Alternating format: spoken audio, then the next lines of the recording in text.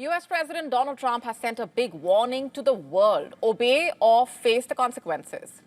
It may have started with Venezuela, but now Cuba, Colombia, even Greenland are in his sight. And this is not just about one strike. It's about oil. It's about energy routes.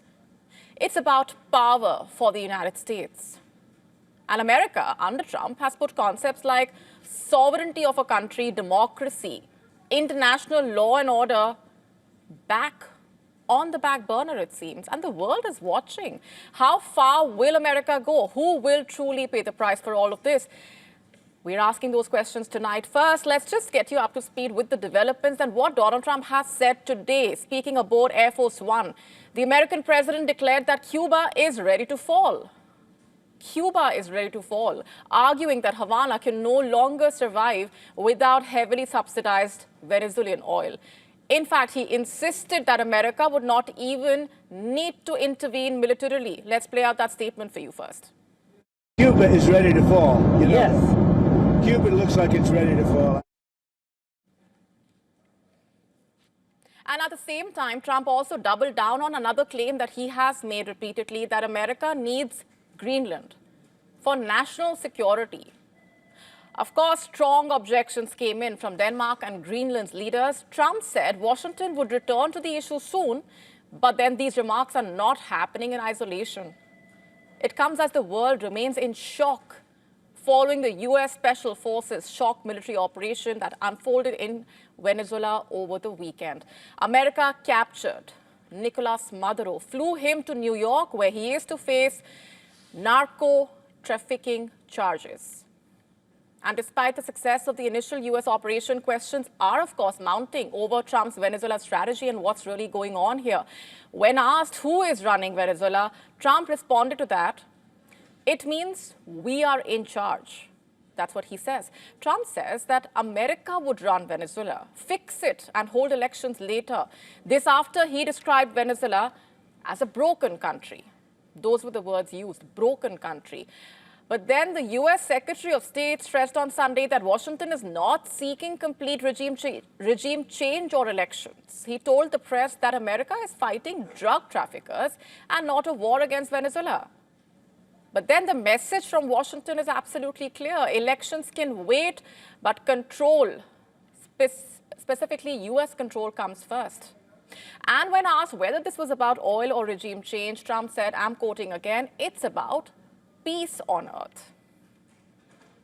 In Venezuela, residents are lining up for food, hospitals refusing to release casualty numbers, doctors' groups saying dozens may have been killed.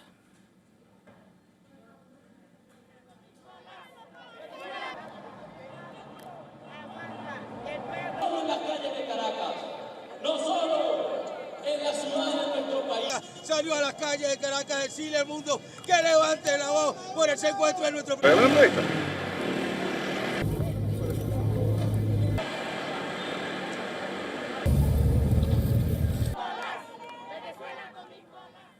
So the question really is, can America realistically run Venezuela now? Because the shockwaves are spreading fast and beyond, well beyond Caracas. In Colombia, for that matter, left-wing guerrilla groups are vowing to confront what they call U.S. imperial plans after the U.S. president accused Colombia's president of running cocaine operations and even hinted at possible military action. Colombia's president reacted sharply, saying, and I'm quoting here, "Friends do not bomb." Colombia has also reinforced its border with Venezuela and issued alerts for possible attacks by the armed groups. And then there is Greenland, of course. Its prime minister has also issued a rare public warning to Washington. I'm quoting from that statement. That's enough now. No more pressure, no more fantasies of annexation. That statement on your screen. No more fantasies of annexation. European leaders, meanwhile, have also closed ranks behind Denmark. Remember, Greenland is an autonomous territory within the Kingdom of Denmark. So what does America's action and also its president's warning mean when you put all of that together? The thing is, Trump has directly said that this looks like a modern revival of the Monroe Doctrine, a 19th century idea that the Western Hemisphere is America's sphere of influence, where outside powers stay out. and Washington calls the shots. The difference here really is, in the 19th century, empires expanded by force. It was considered legal. But this is the 21st century, remember. Conquest means violation of international law, which then raises the core question that we're all asking tonight. Can a 19th century doctrine really work in the 21st century?